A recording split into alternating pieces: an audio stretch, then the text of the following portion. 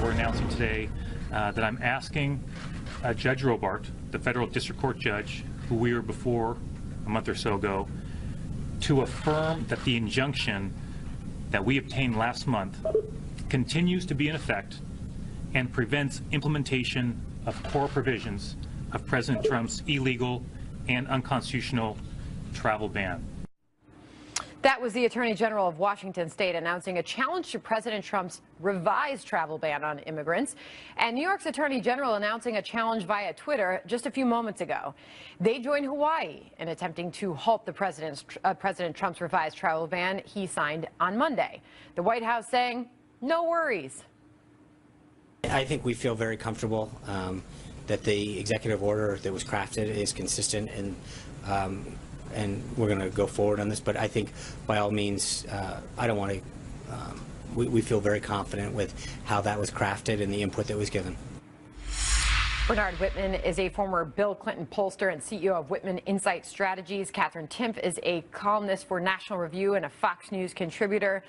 All right, so we saw Hawaii, now Washington State, you just heard. Where is this going, Bernard? It's clearly going to be decided by the courts. It is a Muslim travel ban, let's be clear. We just have to look to candidate Trump, President-elect Trump. President Trump wants to ban Muslims from entering the country. He tried to do it once.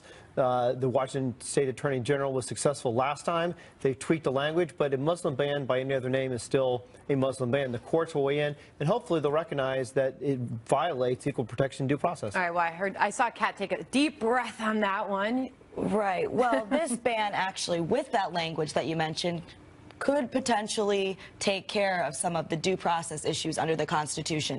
I don't really like it either. I think it's mostly political theater because DHS says most of the people who are violent extremists are here already or they're citizens. And it doesn't even address Saudi Arabia because that would be too politically inconvenient. So I don't love it. I think it's mostly political posturing. It won't take care of the real problems.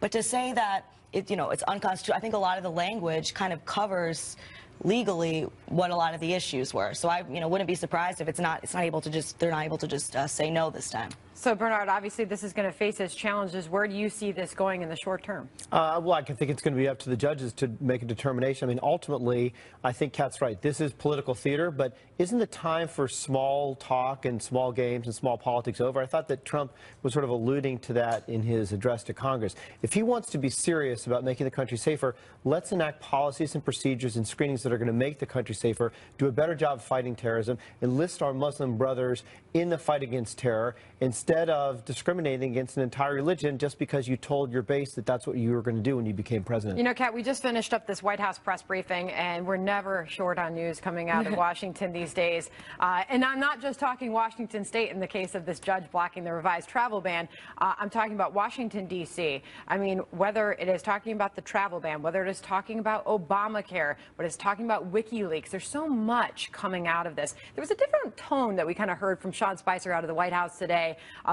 less of a defensive posture, I guess you could say. How do you feel about things right now? Well, they were just throwing everything at him. They asked him about space. Well, what are we going to do about space? The healthcare thing is obviously huge right now. Yep. And there's going to be a pizza and a bowling party tonight to have the president trying to convince the skeptical Republicans. I'm a skeptic big time. I think that if they're calling it repeal and replace, I think if it were a real repeal, that you wouldn't be able to talk about it so easily in terms of, well, instead of this, we're going to do this. So instead of the individual mandate, the insurance companies are going to get money, or, and they're keeping the Cadillac tax, which so many Republicans actually were on the campaign trail speaking out against.